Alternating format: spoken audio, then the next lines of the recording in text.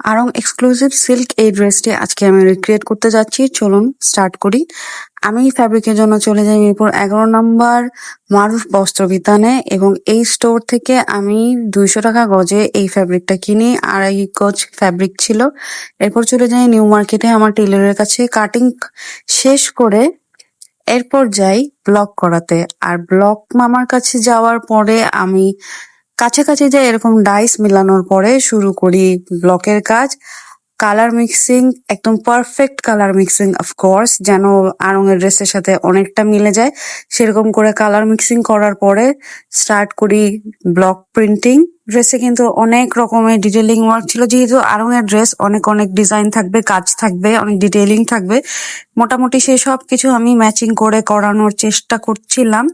এইটা কিন্তু কামিজের বডিতে থাকবে এবং স্লিভস এর মধ্যে থাকবে। পুরো ড্রেসটা জুড়ে একটা জলছাপের মতো ছিল, যেটা মোটামুটি কাছাকাছি যায় এরকম একটা ডাইস আমি খুঁজে বের করি। এরপর এইটা কিন্তু ওড়নার কাজ চলছে।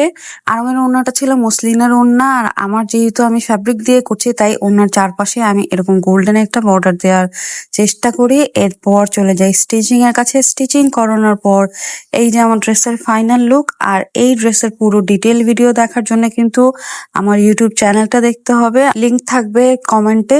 টাটা।